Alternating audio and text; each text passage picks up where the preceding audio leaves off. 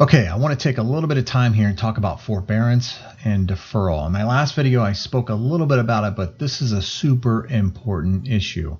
And so I want to get the word out there about why I feel it's not a good idea, the forbearance situation, or even the deferral.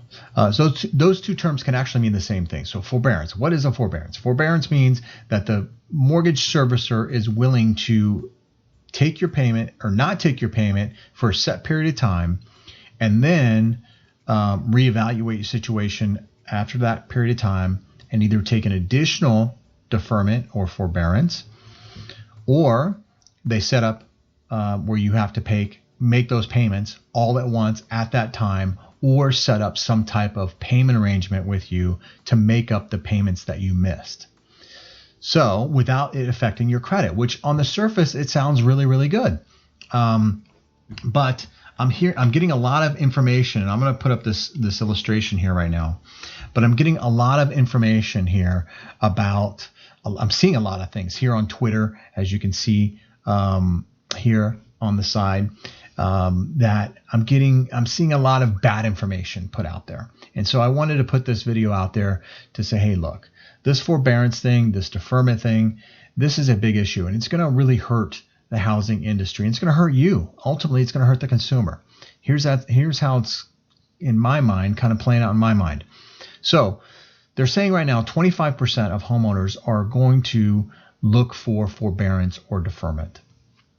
And so that's 25% revenue that is lost by the servicers being the companies that you're making your payments to. Now, what a lot of people aren't realizing is that the servicers still have to make your taxes, property taxes payment.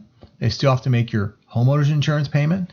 And they also still have to pay the government, especially when it comes to a government insured loan or a guaranteed loan like VA, FHA, or USDA.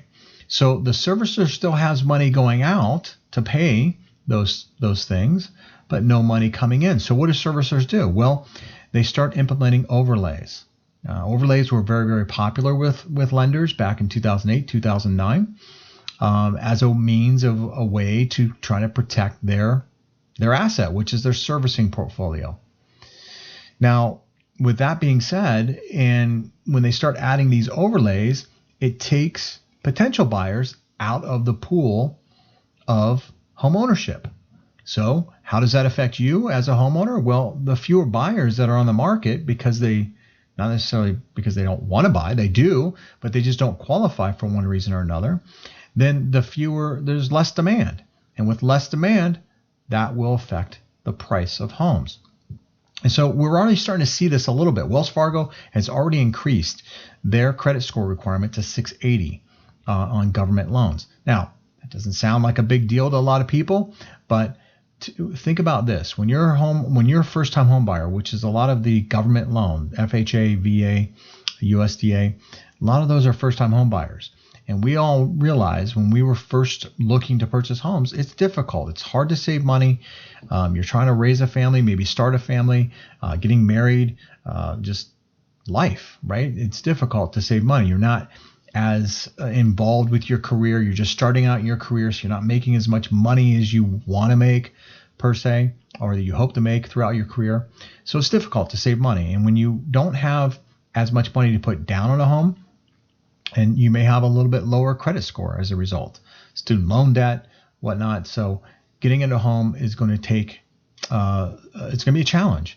And so when you start taking forbearance and start making these things, you're actually hurting yourself and you're hurting your property value. So not a good idea. I would highly recommend that you make your mortgage payment. Now, certainly, if you have to go into forbearance because you don't have a job and you don't have the means to make the payment, absolutely use it.